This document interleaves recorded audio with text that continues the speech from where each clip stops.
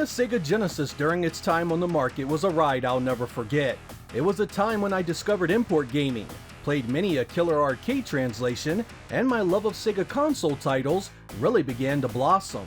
Oh, I had appreciated and enjoyed the Master System, but I had been a die-hard NES kid, so the Genesis exposed me to Sega on an entirely different level. The journey had been awesome too. My mom was a hard-working woman that couldn't get me much during the year, but when Christmas rolled around, she made sure I got something I really wanted.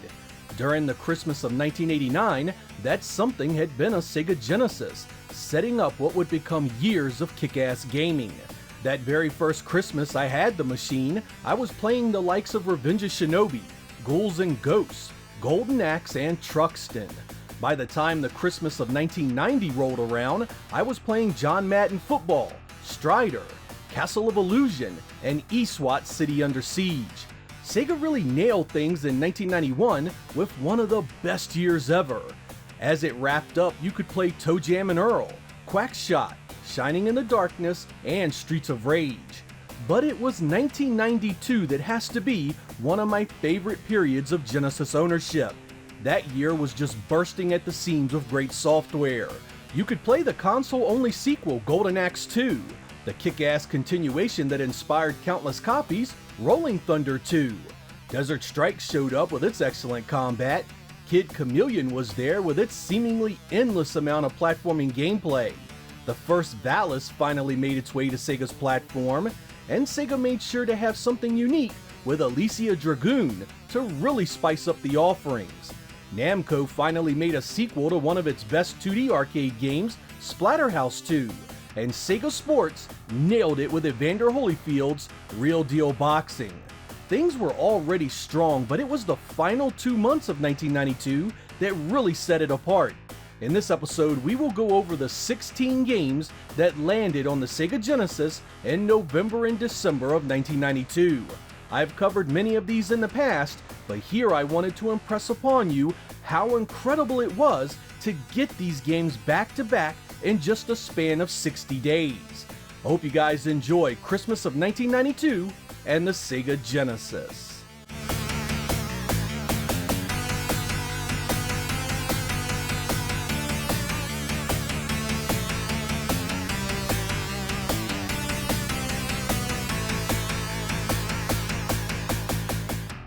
Even though the Genesis was no stranger to shoot-'em-ups, Biohazard Battle really offered you something new.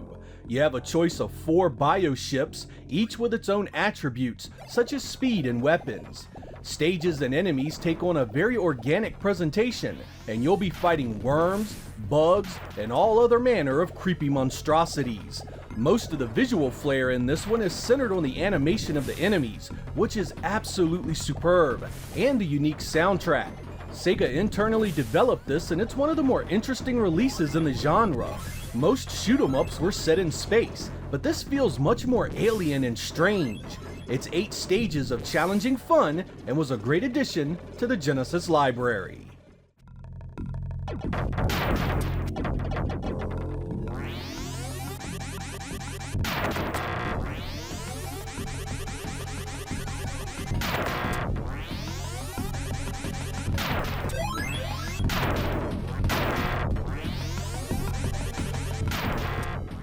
In November of 1992, Electronic Arts released Crewball, a pinball game with a twist. Endorsed by the band Motley Crue, it sports a soundtrack heavily inspired by their music, and believe it or not, it actually sounds pretty good, if you appreciate that sort of thing. The graphics aren't anything special, but the pinball action is solid and the physics quite decent. You'll definitely be playing for the music though. As far as pinball games go, this wasn't bested in the soundtrack department until Last Gladiators and Necronomicon showed up on the Saturn. New FX, the team that did this, was also responsible for a number of Electronic Arts sports games on the Genesis.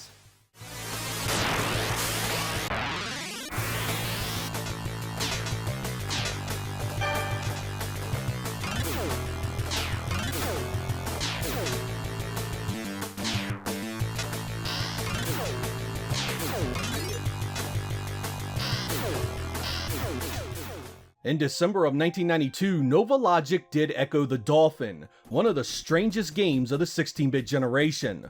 On the surface, you'd think this is a kiddie game where you swim around mazes, talking to other sea creatures and looking for your family. But the game is far more sinister than that. It's really about an alien race harvesting the Earth's oceans for food, in a sort of underwater version of Mass Effect.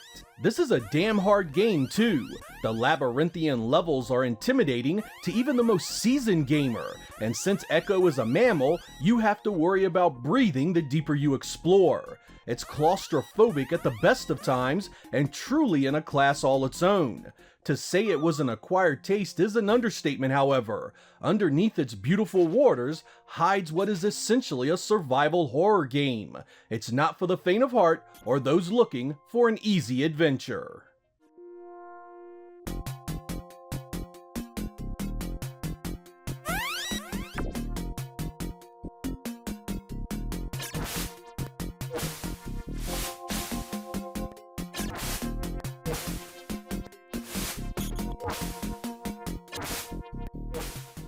Late to the Gridiron Party, NFL Sports Talk Football 93 was released in November that year, 2 months after the season started. But that extra time gave us one of my favorite sports games on the Genesis. I loved the new passing game and visuals. The commentary was improved over the previous year, and Joe Montana was back to endorse it all. It had the real NFL teams, 2-player competitive and co-op gameplay, and Sega really expanded the playbook to include just about every offensive and defensive play you could ever want. The zoom feature offered a nice bit of eye candy that made it almost seem like a Neo Geo release, and the 12 megabit cart had some really nice animation. It was done by Blue Sky Software, the same company behind the Vector Man games. 49ers ready to go. The offense lines up. Calls the signal. Montana back to throw. Puts it up. Takes it at the 30. Hit at the 27-yard line. A gain of 26. First and 10 for the Niners. If you were an arcade goer in the early 90s, chances are you remember Captain America and the Avengers by Data East. It was a multiplayer beat-em-up where the Red Skull has taken over all the Avengers' adversaries and sent them on a mission to take everybody out. You play as Vision, Iron Man, Captain America, or Hawkeye through 5 scenes of superhero action. The Genesis port here was pretty good overall, thanks to similar stage layouts and one very nice soundtrack, but the color was kinda crappy. You can get hacks to fix that, thankfully, making this a great one to revisit every so often. Gaming magazines at the time hammered it, but I found it not nearly as bad as they made it out to be.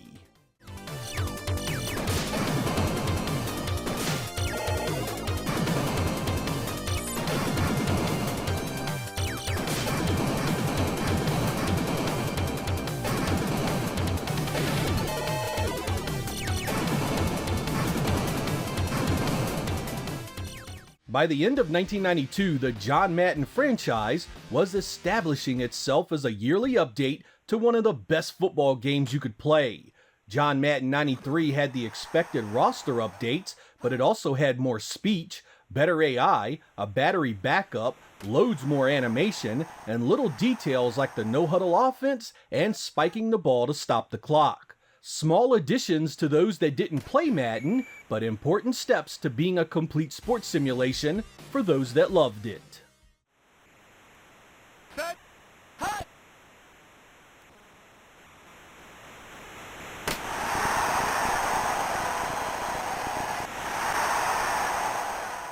Coming in as a big contender for Sega's Evander Holyfield title, Muhammad Ali Heavyweight Boxing used a polygonal ring to provide a bit of extra oomph to the visuals. This made for a great looking fighter that also had decent animation for the time. It didn't have any real fighters beyond Ali himself, but the engaging 2-player mode more than made up for it. If boxing interests you, definitely give this one a try. I still think Sega's offering bests it, but it was still quite a solid title.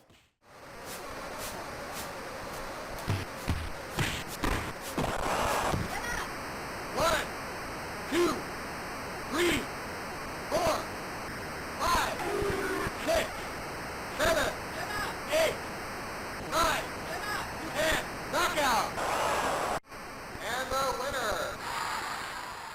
Super Battle Tank War in the Gulf was a combat simulator where you must destroy enemy units in your M1A1 Abrams tank. It plays from a first-person perspective and uses lots of digitized images for its visuals. I really liked the game, but man did they skimp on the assets that really drug it down. Coming in at just 4 megabits in late 1992, this could have been so much better with additional speech, missions, enemies, and a few more graphical touches to keep you interested. It's still a really solid game for what it offers, so check it out if the subject matter interests you.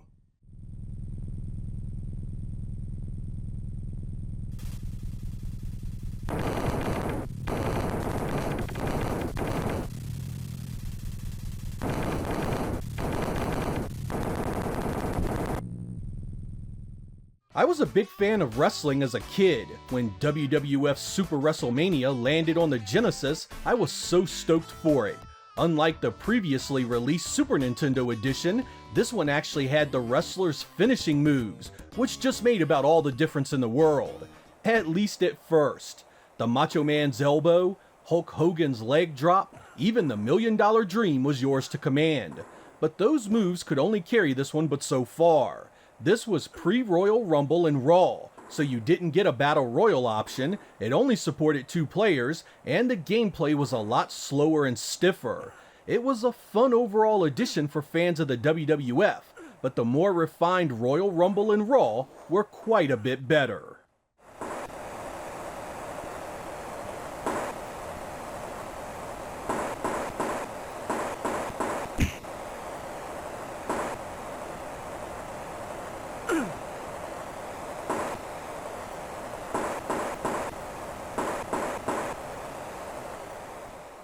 Based on a 1980s comic book series called Thunder Mace, Chaka the Forever Man was set up where you play from a central hub and tackle stages based on the elements fire, water, wind, and earth. This was a terribly designed game, however. Not only did a death return you to the main hub, but there was a time limit that hounded you as well. Notoriously difficult gameplay just added to the frustration. Those that fought through to see its positives seemed to love it, but I just couldn't get past all the things this game gets wrong. Aside from being tough, it also sounds terrible, and has one of the worst gem soundtracks I've ever heard. I know some of you enjoyed this, and I firmly believe the cancelled Sega CD version may have fixed a lot that was wrong with it, but this one just did nothing for me. If I want a challenge, I want a game worth my time, and unfortunately, this one won't it. That doesn't mean you won't like it, however, so if you want one heck of a challenge and enjoy its dark theme, it may be a hidden gem for you to check out.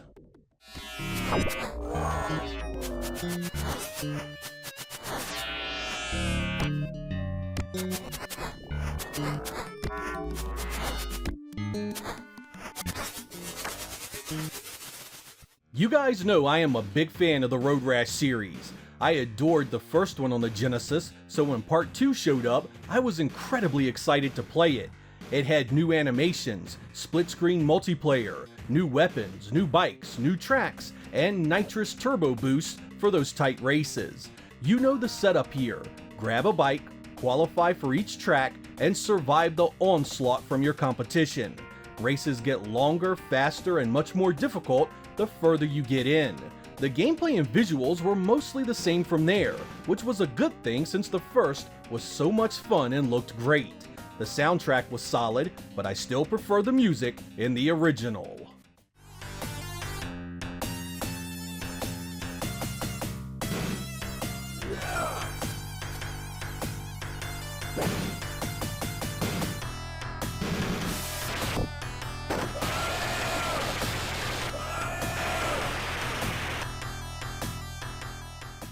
I was really looking forward to Konami's Sunset Riders, not only because Konami developed this one in-house, but also because the arcade version had been so good.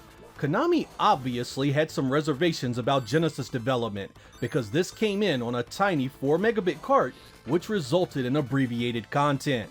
In fact, it's basically half the game the arcade version was. It also lost the digitized speech and much of the original's impressive animation, which was disappointing to say the least. Despite that letdown, this is still a very fun title and is still worth a look. It's colorful, supported 2 players, and it sounds pretty good. It's mainly a side-scrolling run-and-gun, sort of an Old West version of Contra, so the appeal is definitely still there, even if the content wasn't.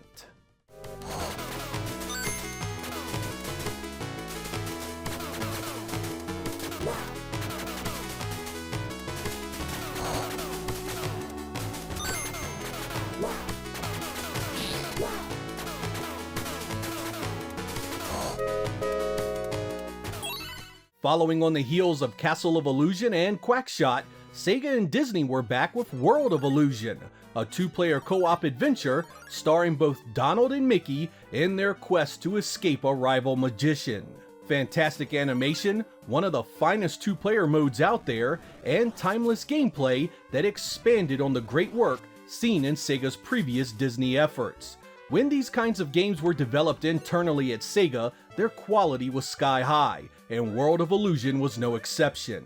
The only thing I really wanted was a few more stages, but outside of that, this was a great quest, tailor-made for you and your kids.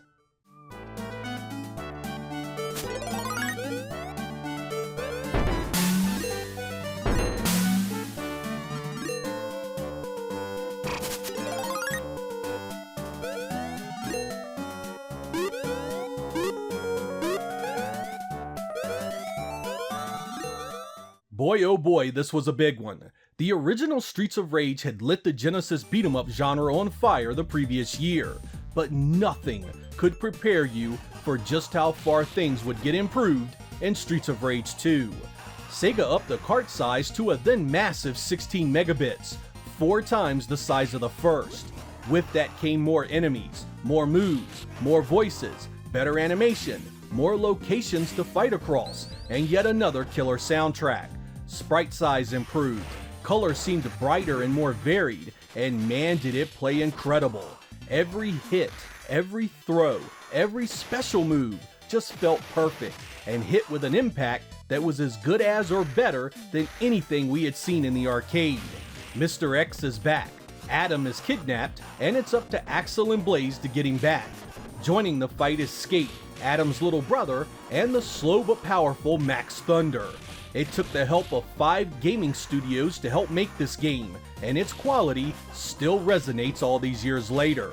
4 years in, and the Genesis showed it still had the power to make games every bit as good as any of their competitors.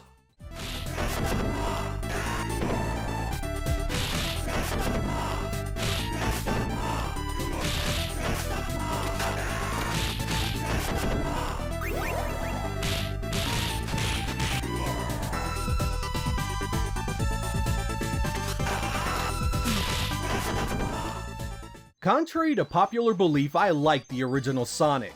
I just felt the second half of that game really lost a lot of momentum and devolved into a slower, less interesting adventure than it should have been, which is why I came to love the second game a whole lot more.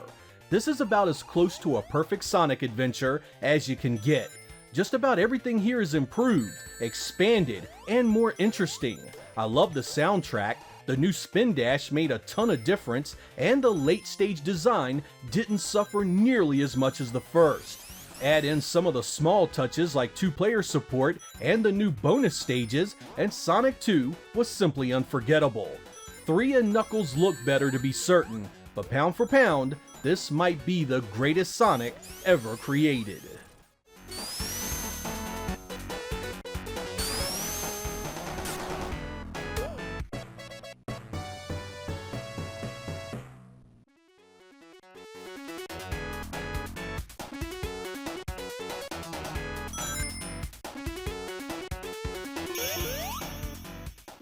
Our final game from 1992 is the Konami classic Teenage Mutant Ninja Turtles: The Hyperstone Heist. Fortunately, the developers did not cut this one back to 4 megabits, like the Sunset Riders port, which allowed this to be the game we all needed it to be. Based on a combination of the material seen in the 2 arcade releases by Konami, this was a 2-player extravaganza. Shredder has shrunk Manhattan, and only the Turtles can save the day. Leo, Donatello, Mikey, and Raphael are here at your command to do battle against the evil Foot Clan and the big bad guys that control each stage. The beat-em-up gameplay feels excellent here, and each hit comes with a perfect feel and stun animation that allows you to control your enemies with well-timed attacks. The run button takes the solid gameplay up a notch and gives you even more control. It's close to perfect, but the repeated boss encounters and short playtime hold things back a bit. Even so, Hyperstone Heist is a winner and still as playable today as it was 30 years ago.